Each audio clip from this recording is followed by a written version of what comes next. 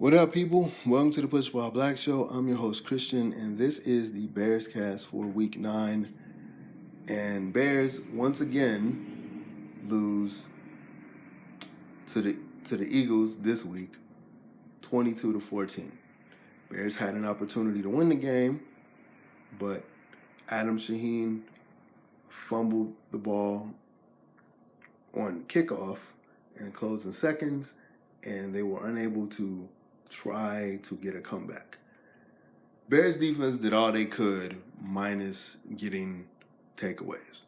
Bears defense held the Eagles to 2 red zone field goals, and they held the Eagles to 1 touchdown and a field goal in the second half. The problem with this team, and the reason why they lost, was the first half.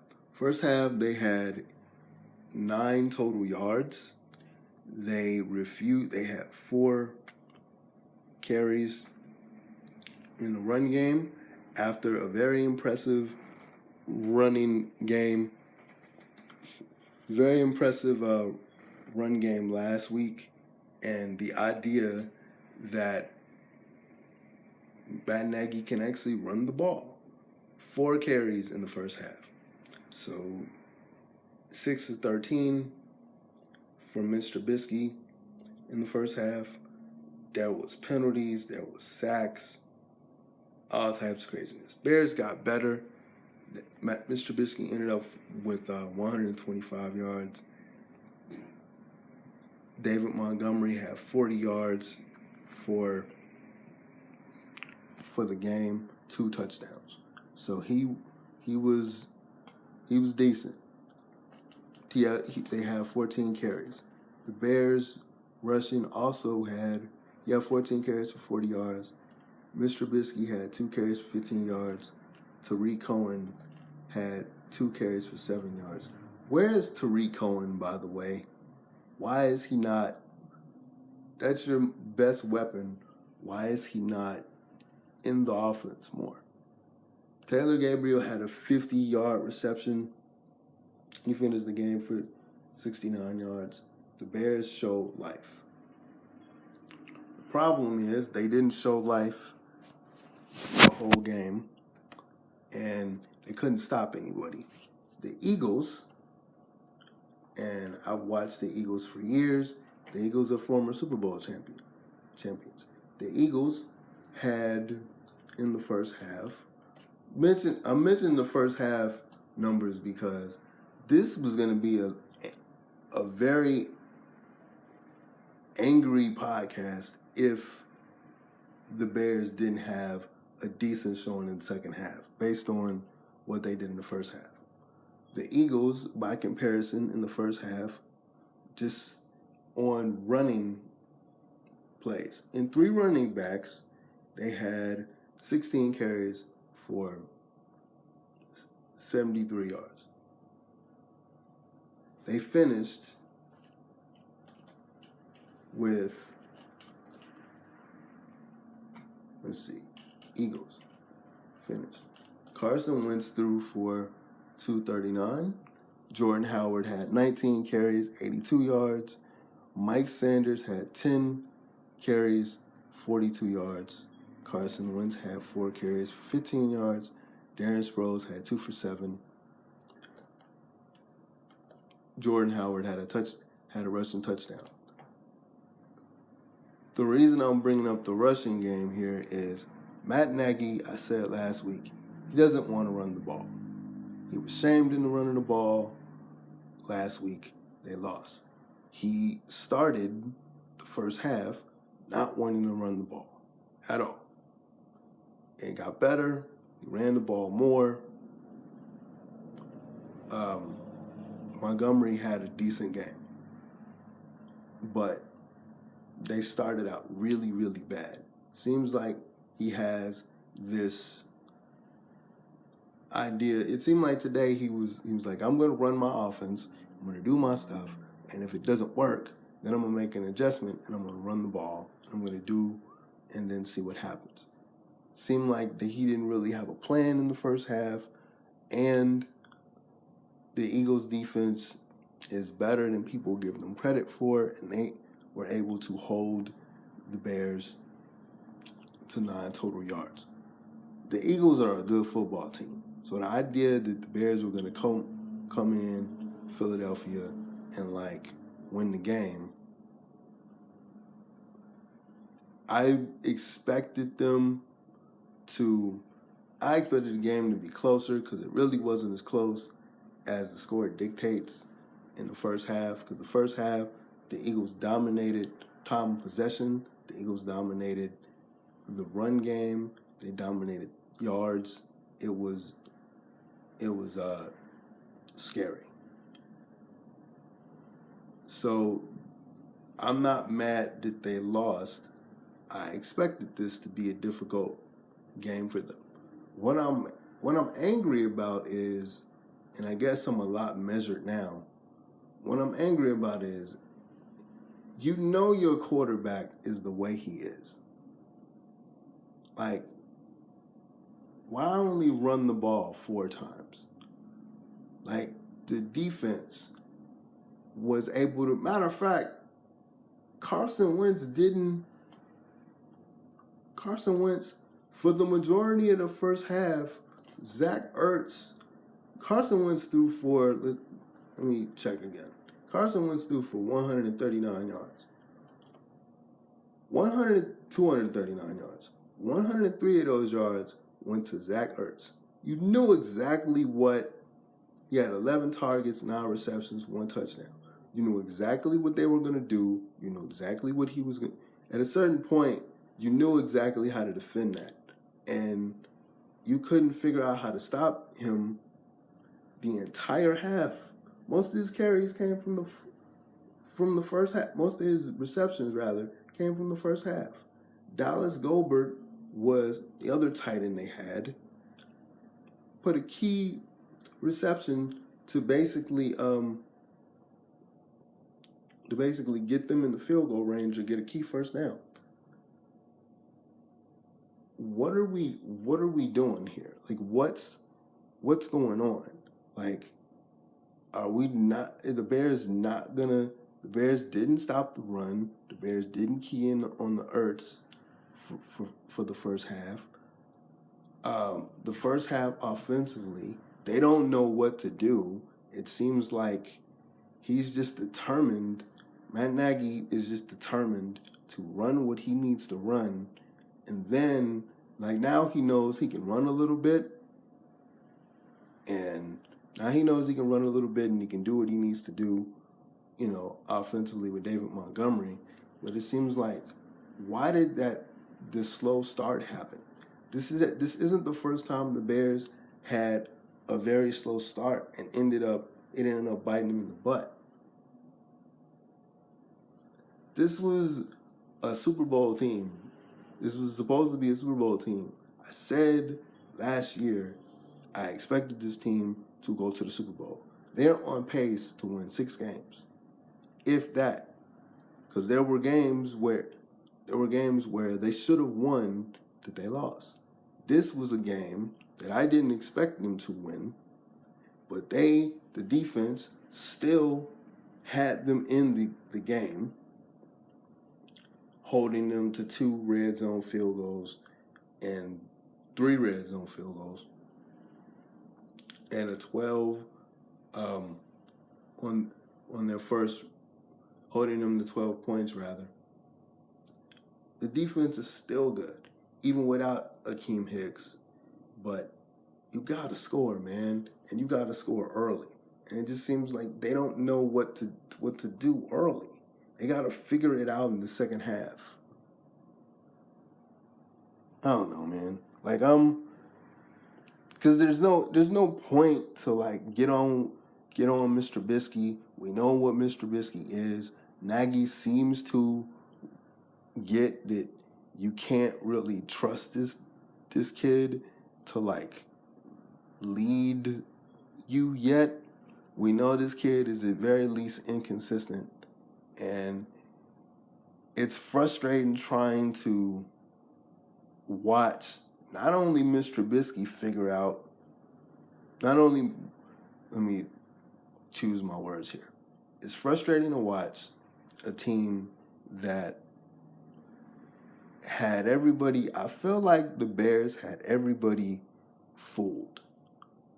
Like, I feel like the Bears were last year, because of a bad schedule, and this is the great thing about the NFL. Like, you have, because of the way the league is set up, if you're a bad team one year, you get a bad schedule. If you're a good team, you get a good schedule, and that's what balances out by parity. And I feel like last year, because of how bad John Fox was, Matt Nagy came in and he took basically the remnants of a bad football team and figured out how to get bad football team offensively and figured out how to get the team into being competitive. And Ryan Pace did the Khalil Mack trade, and Khalil Mack, without a training camp, came in and just destroyed everything. And this defense was like, oh, okay. And the kid who I've always said Mr. Trubisky was a project. That whole draft class was a project. All of them. Watson was the most NFL ready, but he was a project because he was the oldest. He was small. There was questions with the offense at Clemson, but he was the most NFL ready. He was the guy that was going to start right away. Mr. Trubisky came out of nowhere. It was workouts that got him kind of a buzz, but everybody said he was a year and a half away. And Pat Mahomes was a year away. And nobody knew Pat Mahomes was going to be Pat Mahomes. Anybody that says Pat Mahomes was going to be what he's turning out to be is disingenuous, because me spend half my life in Texas and know what Texas Tech and how they bring out the air raid offense. They don't produce NFL quarterbacks like that. Specifically Texas Tech, though.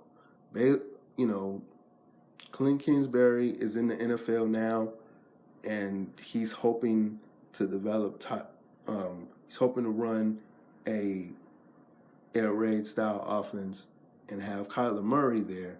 But in all honesty, that offense isn't really known for producing NFL quarterbacks like that. And Texas Tech specifically, they don't produce NFL quarterbacks like that at all. So anybody that thought Patrick Mahomes was going to be what he turned into be, that's disingenuous. So I'm done having the Mr. Trubisky discussion. We know at the very best he's inconsistent. We know this. So talent is there. Yeah, the Taylor Gabriel throw was awesome. There was some throws that were awesome. There's some runs that he does that are awesome. But I feel like the Bears fooled a lot of people, because last year they were supposed to go 8-8. They weren't supposed to go 12-4. They weren't supposed to go to the playoffs. They weren't supposed to be close to the Super Bowl. That wasn't supposed to happen. But it happened because of the defense. And we had this idea that, man, this year, Mitch is gonna turn the corner, and all these weapons are gonna happen. And we finally get Cordell Patterson, and we get, David Montgomery, because Josh Howard was supposedly the dude that didn't fit Nagy's offense, and he needed somebody to catch out the backfield and all this other stuff. And what we got was the year we were supposed to have last year. The year we were supposed to have last year is the year that we're getting now. Mr. Trubisky is a project, and he might not be good, but they picked him. I feel bad because they picked him, Oh, and Deshaun Kaiser was supposed to be the most talented out of all of them, but it was going to take him 2 years. Deshaun Kaiser, measurables. Matter of fact, Deshaun Kaiser in Cleveland beat out all them guys in training camp, and then the Cleveland organization messed him up, and he's probably going to be a career backup now. But the year that we were supposed to have last year, the 8-8 year, is the year that we're having this year. And it sucks because it's like, it's hard watching a quarterback and a coach trying to figure out their offense, trying to figure out the NFL and the growing pains of dealing with media and dealing with like frustrated fans and media members, because it's like we weren't supposed to be bad, or we weren't supposed to be average. I still think this team could go 8-8. I don't see the 5 wins. I don't know where the 5 wins are going to go. But this is ridiculous, man. You had an opportunity. All you got to do is fall on the ball. All Adam Shaheen had to do was fall on the ball. And he tried to catch and run. And he didn't have possession. And he got tackled.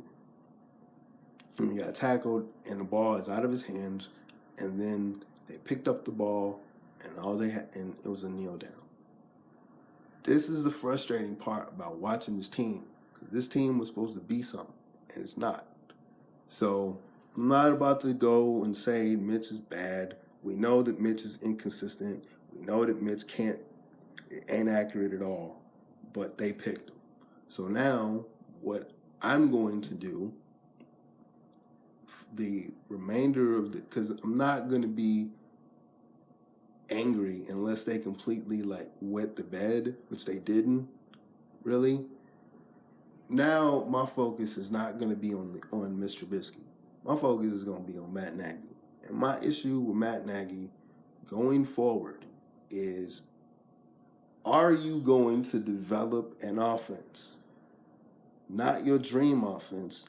Like, I know you want to be Andy Reid, and Andy Reid was your mentor, and under Phil, you were there with Doug Peterson and Andy Reid and stuff. Doug Peterson showed you today that you can run the ball in the first half. You can run the ball in the first half. Matt, you don't have to throw the ball.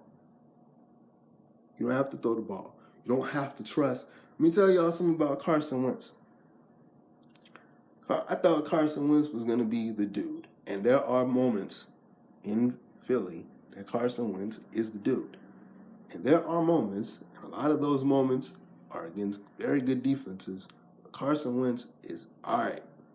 And they kind of had a balanced attack, Philly did. And in some cases, they don't ask Carson Wentz to lead us. You have a quarterback in Mr. Trubisky who can't lead yet. And if you're going to keep him, you have 4 running backs. 4. And you have not figured out how to use 4 running backs. And really, you have, you have Tariq Cohen, you have David Montgomery, you have Mike Davis, you have Cordell Patterson. I put Patterson in there because Patterson can run. We've seen Patterson run in New England. That isn't his natural position, but he's 4. You have 4 guys that you can put in the backfield, and you can figure out how to run the ball. Run the ball. Have a Andy Reid West Coast style offense, and figure out what your team, what your offense can do, and start well, consistently. Especially when you have a quarterback that can't lead you yet. And so this is what I'm going to do now for the rest of the season, unless it's completely and utterly stupid by Mitch or it's something egregious. This is going to be now we have to watch a coach develop because I try not to watch the game, and I know I'm rambling here. I try not to watch or listen to any post-game coverage until after I do these. And I try not to do pods like midweek. I just kind of do these, just kind of like get my initial thoughts about games and stuff. So when I hear things, when I hear stuff about the game, is normally after I record these.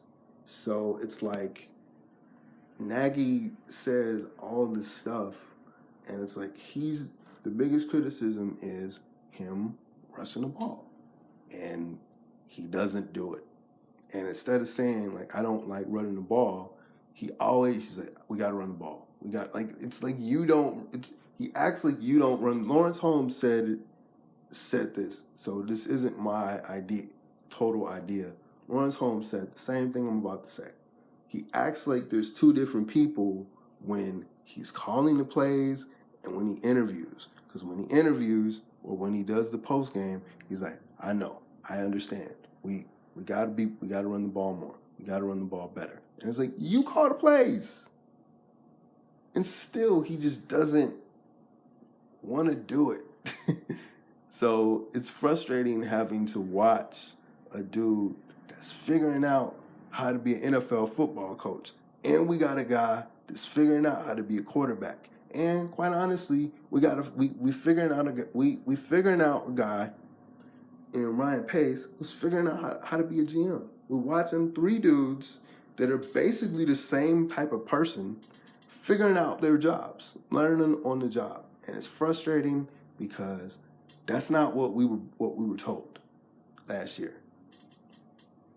Ryan Pace got his guy. Ryan Pace got his quarterback. Ryan Pace made a point last year to put the Bears on this trajectory to win a Super Bowl in a 4 to 5 year window. The rookie quarterback's in for the rookie deal.